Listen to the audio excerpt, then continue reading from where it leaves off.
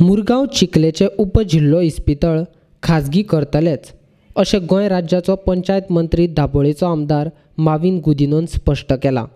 चिखले आशिल्ल्या इस्पितळाचें खाजगीकरण केलें तरी थंय उपचार घेवपाक वचपी गोंयकारांक दुडू खर्च करपाची गरज ना अशें मंत्री माविन गुदिन्होन सांगलें।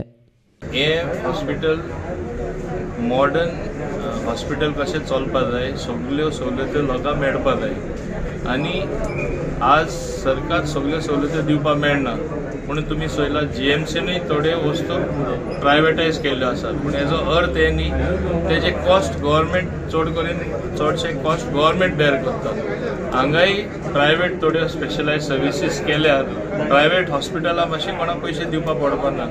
It will be run privately so that you get the best doctors, best specialist आनी तेजे कॉस्ट चडशे सरकारूच उठयता।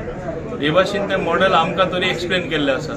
आतां ते मॉडेलाचो तरी बदल जाल्यार फाल्यां आवाज काडपा पयलीं हांव आसतलो, कित्याक लोकां चिमटो काडल्यात। म्हाका दिसना लोकां चिमटो काडपाचें अशें सद्या तरी आमकां प्रपोजल मांडून दाखयला ते तशें आहा म्हणून।